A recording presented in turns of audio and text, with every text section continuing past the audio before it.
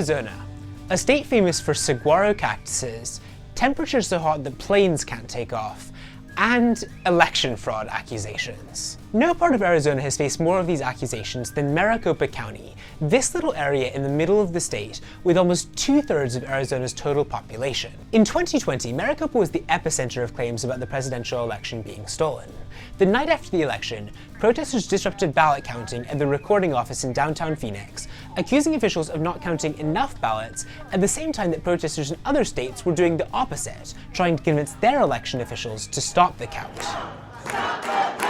Even after Arizona's election results were confirmed and state officials, including the Republican governor and attorney general, publicly approved the results, the election drama continued with a physical hand recount of 47,000 ballots that didn't find any discrepancies, the Arizona Senate sending subpoenas to Maricopa County for all ballots cast in the election, the county conducting an audit into the voting machines that were used, the audit confirming that voting machines worked properly and were not connected to the internet, the Arizona Senate commissioning yet another audit run by Cyber Ninjas, a Florida company with no previous election review experience, and whose CEO publicly backed Trump's election fraud claims before the audit had even happened, Cyber Ninjas fighting in court to keep the entire audit process secret, then sending all Maricopa voting data to a quote Montana lab that was actually just a log cabin owned by the CEO of the company, and Cyber Ninjas ultimately confirming that Biden won Maricopa County by more votes than the original tally had even been before. That's just a small sample of what the last 2 years have looked like in Maricopa County, and one thing is pretty clear.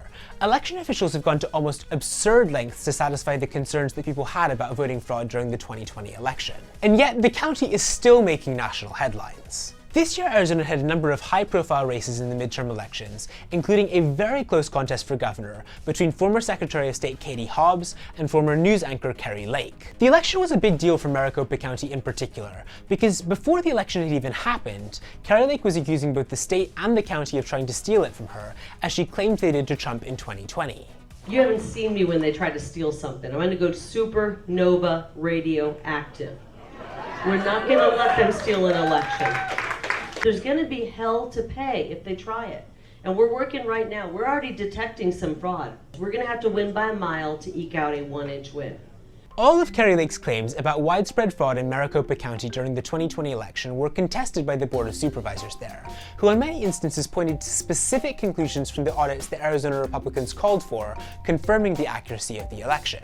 In preparing for 2022 though, the county went even further, doing just about everything possible to show people exactly how every step of the election process worked. On the Maricopa County website, the election board provided this 24-hour live feed, with live views of the vault used to store ballots, live video of the drop boxes in Mesa and Phoenix, 6 views of the early voting facility, and 9 different views of the places where the ballots were tabulated. If you notice, they were actually also very careful to leave the wiring of the tabulator machines exposed so people could see exactly what was connected to what. On the Maricopa County Elections Twitter page, they posted non-stop updates in both Spanish and English, explaining where to vote, how and where each vote would be counted, and the security features of the machines used to do the counting.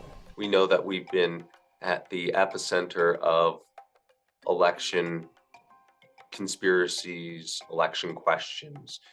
So we've tried to produce as much information, invite as many people in for tours, write as many papers, do as many videos, hold as many press conferences. Bill and I did weekly press conferences leading up to the election to talk about the various different aspects and things under our statutory control relating to the election. That's Stephen Richard, the Maricopa County recorder who first took office 2 days before January 6, 2021. In his first year on the job, Richard had what I can only imagine is the unique experience of having to research claims of election fraud he was accused of perpetrating. Things like fractional voting, where each Biden ballot was allegedly counted as slightly more than one vote. In the midterm election cycle, many of the Maricopa County transparency initiatives are things that Richard helped with to help address concerns as quickly and accurately as possible. Unfortunately, that's not to say that the 2022 election went perfectly. On election day, at least 70 of the 223 Maricopa polling locations had problems with their ballot printers, where the marks printed on the ballots were too faint for the tabulating machines to read. Any voters affected by the printer issues had the option to leave their ballots in what was called Box 3, a locked compartment attached to each tabulating machine that would be counted in downtown Phoenix later. Yet even as Maricopa County officials were holding a live press conference to tell people what was going on and make clear that all ballots would be counted, other people were sharing a different message online. To the great people of Arizona, Maricopa County in particular, don't leave your line. They say that the machines aren't working. They say that they're running out of paper in different locations throughout different states. There's a lot of bad things going on. Stay online, do not leave. With Trump and other political influencers telling people to not leave polling locations until their ballots were read by a local tabulator, something which election officials made clear wasn't necessary, lines got incredibly long at certain polling locations, with some reports of voters standing in line for multiple hours to cast their ballot. In the afternoon on November 8th, Kari Lake's team actually ended up filing a lawsuit to keep polls open past the normal closing time, although an Arizona judge ended up striking down that request. But this is where the story gets to an interesting aspect of Arizona elections generally, because the primary case that Kari Lake is now making is that these malfunctioning printers unfairly impacted Republican voters. It's not that the printers themselves were in predominantly Republican areas, it's that her team believed that her voters were much more likely to turn out and fill in a ballot on election day itself. In times past, you would have seen that filed by Democrats, but Republicans in Arizona were the early voters from 1992 through 2018. And then that behavior changed significantly in 2020, and Republicans dominated Election Day in 2020, and they dominated Election Day in 2022 as well, both in the primary and in the general election. As of last week, all news outlets declared Kari Lake's opponent, Katie Hobbs, to be the winner of Arizona's governor race. But unsurprisingly, Kari Lake has refused to concede. Another election run by a bunch of clowns, and we're not going to take it anymore. Maricopa County has screwed us over once again. Like with Trump in 2020, Kari Lake has the legal right to make her case in court, but it's worth emphasizing what that case actually is.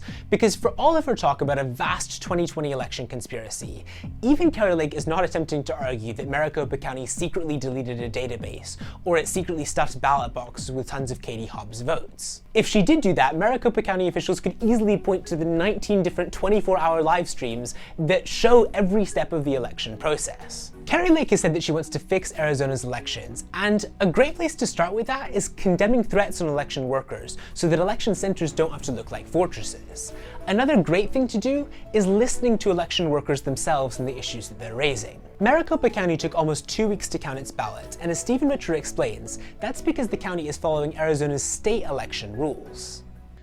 We were all hands on deck, and we were working 18-hour days to get through those as quickly as possible. And I think that Arizona probably needs to have a public policy conversation about if it wants to shift on the compendium from convenience to speed of tabulation at all. And if it wants to move something closer to a Florida system where you're giving up some convenience factor of being able to drop off your early ballot on election day, but then you'd be getting faster in terms of getting a higher percentage of the results within the first 24 hours. And that's the legislative process, and I think could be a fruitful conversation. Having a big picture look at Arizona's election rules might very well be a fruitful conversation, and it's one that the governor and the legislature could certainly have. If Arizona voters want to see change, that's the way of getting it done.